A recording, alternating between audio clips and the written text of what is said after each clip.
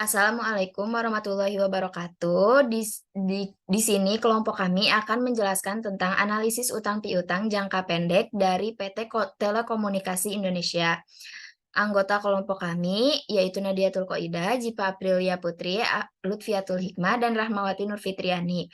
Materi tentang piutang usaha akan disampaikan oleh saudara Nadiatul Qoidah. Kepadanya disilahkan.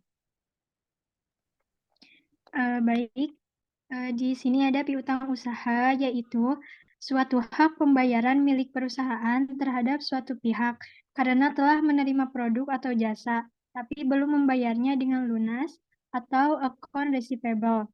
Di dunia akuntansi, pengertian piutang adalah hak pembayaran yang legal ditagih atas produk atau jasa dengan pembayaran tidak tuntas di periode tutup buku.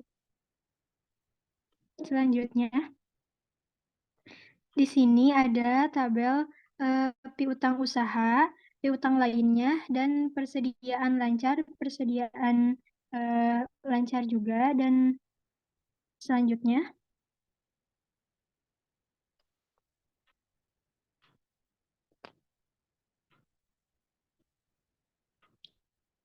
Selanjutnya, ada liabilitas jangka pendek, utang usaha, utang lainnya, dan uang muka pelanggan jangka pendek.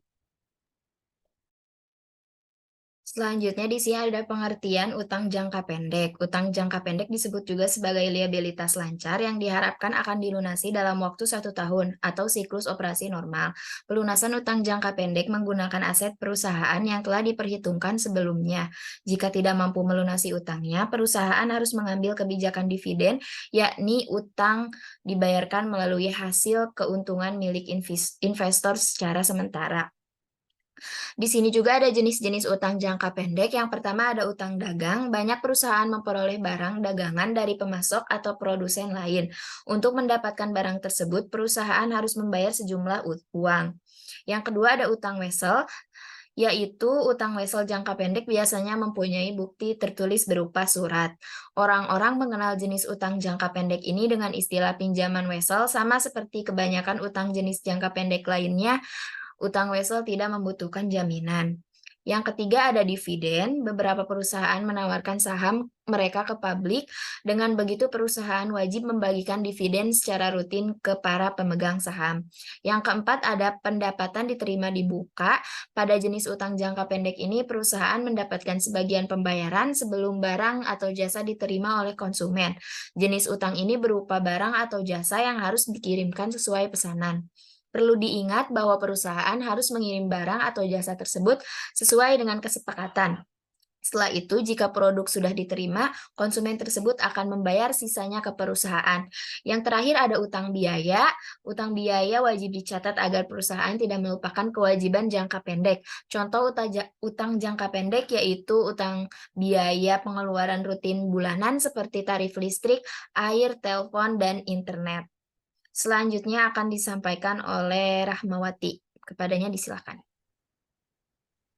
Baik, di sini saya akan menjelaskan tentang analisis common size. Analisis common size adalah analisis yang menyajikan presentase setiap elemen terhadap total aktiva dan untuk laporan laba rugi presentase setiap elemen dari penjualan.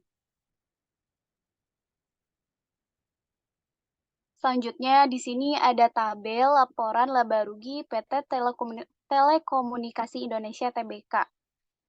Di sini ada penjualan dan pendapatan, ada 3 periode, yaitu 2018, 2019, dan juga 2020 mengalami kenaikan.